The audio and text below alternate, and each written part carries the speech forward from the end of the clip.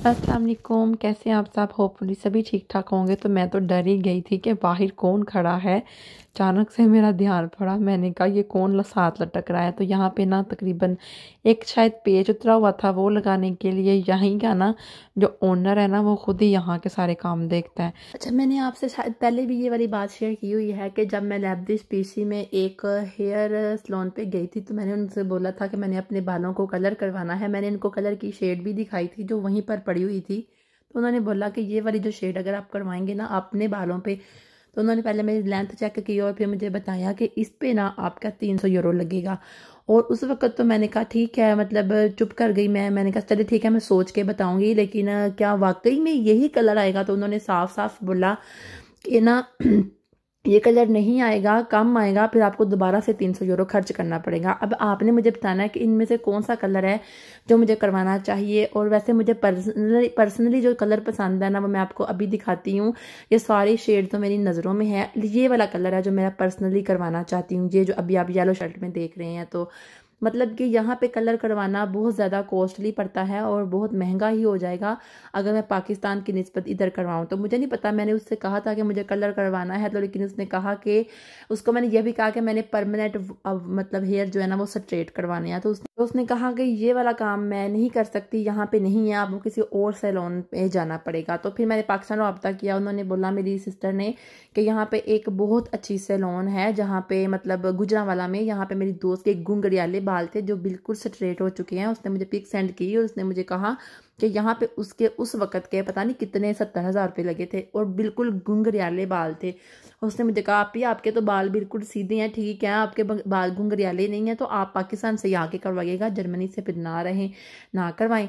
तो मैंने उसके कोला बोला, कहती है मुझे जब आप पाकिस्तान में थी तो आप कहती थी मैं जर्मनी में जाके हेयर कलर करवाऊंगी, और आप जर्मनी में जाके आप कह रही हैं कि मैंने पाकिस्तान में आके करवाने हैं। मैंने कहा यहाँ पे बहुत ज़्यादा कॉस्ट है, और ऊपर से वो कह रही हैं कि डबल डबल कलर होगा, डबल डबल पैसे मतलब मांग रही हैं। एक दफ़ा करने के बाद फिर 2 माह का वक्फा डाल के फिर से कलर करेंगी, और मेरे पास इतना टाइम नहीं है कि मैं यहाँ पे कलर करवाऊँ और फिर मतलब कि करो दोबारा 2 माह बाद फिर करवाऊँ और इतने पैसे भी खर्च करूँ। तो फिर मैंने कहा कि मैं पाकिस्तान जाके ही कलर करवाऊंगी। अब आपने मुझे बताना है कि इनमें से कौन सा कलर है जो ज़्यादा बेस्ट रहेगा। नंबर 1 वाला, जब आप वीडियो देखना शुरू करते हो उस साइड से देखिएगा कि नंबर 1 वाला, नंबर 2 वाला, कि नंबर 3 वाला या नंबर 4 वाला, जो भी आपको पसंद है मुझे बताइएगा किसके ज़्यादा वोट होते हैं, मैं देखूंगी। और पर्सनली मैंने जो मुझे पसंद था मैंने वो भी आपको बताया है।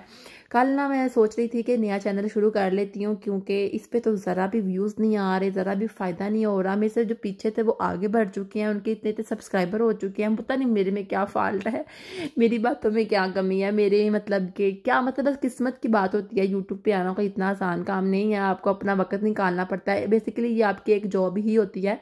बहुत से लोग तो वैसे भी मेरे से बहुत ज़्यादा नाराज़ हैं, क्योंकि वो कहते हैं कि पंजाबी में बात करा करो, कुछ कहते हैं उर्दू में बात किया करो। मैं तो फंस ही गई हाँ विच, मैं उर्दू से गल करा कि पंजाबी च गल करा।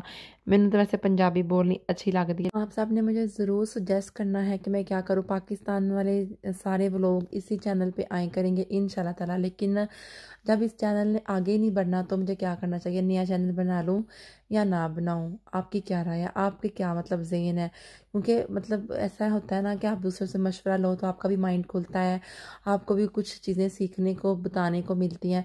तो आपकी क्या राय है? आपने मुझे ज़रूर ज़रूर कमेंट में बताना है। एक मेरी दोस्त ने ये भी कहा था कि मैंने उससे जब बात की कि मैं नया चैनल बनाने का सोच रही हूँ, और उसने मुझे कहा नया चैनल पे भी तो इतनी मेहनत करनी है ना, तो फिर आप इसी पे वही काम कर लो जो आप वहाँ पे करना चाहती हो। तो फिर मैं कह रही हूँ कि फिर न्यू न्यू मतलब सब्सक्राइबर होंगे, न्यू लोग होंगे, न्यू मतलब ऑडियंस होगी, तो शायद फिर दोबारा से मतलब वीडियो वायरल होने के चांसेस हों, और शायद ऐसा कर सकूँ मैं। और जो इतने सालों से 1 साल 1.5 साल से लगी हुई हूँ, शायद कुछ ना कुछ पता लग जाए, पता पल्ले पड़ जाए। अब लोग पूछने लग पड़ते हैं आपके अर्निंग कितनी आ रही है, अर्निंग कितनी आ रही है। अर्निंग का कोई सवाल ही नहीं पैदा होता जब तक आपके व्यूज़ ही नहीं है। 1,000 रोज़ाना का जो व्यूज़ होता है उसके पे क्या अर्निंग आएगी?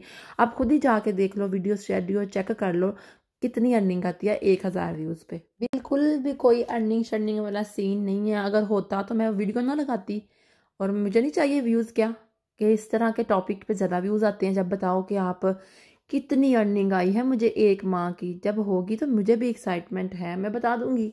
अभी कोई किसी किस्म की अर्निंग नहीं है, अभी तो स्ट्रगल ही चल रही है। दिया है ना।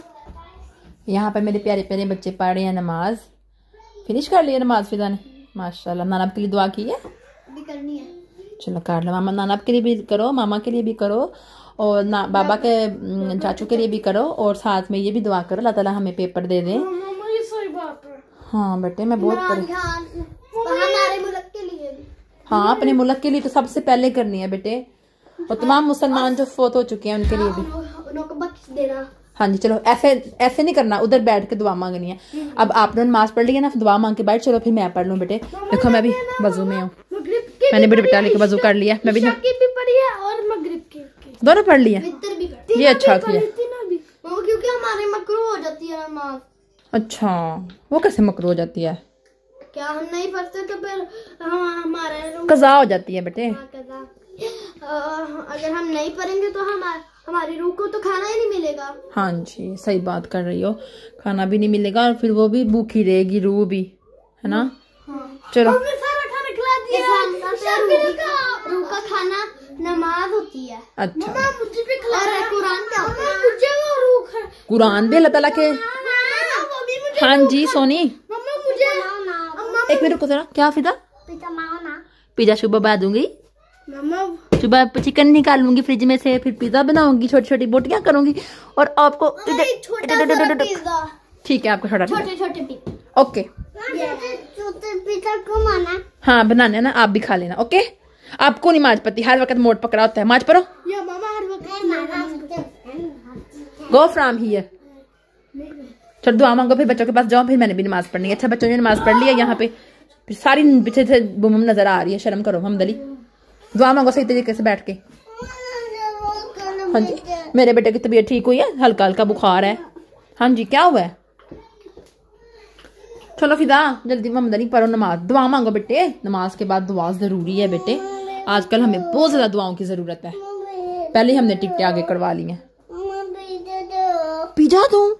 तू भी आ गया पिज्जा लैके। औलाद ते निक्की जो पिज्जा खाते ना, तो मेरे बच्चों के उत्ते भी बहुत सवार हो जाता पिज्जा खान का।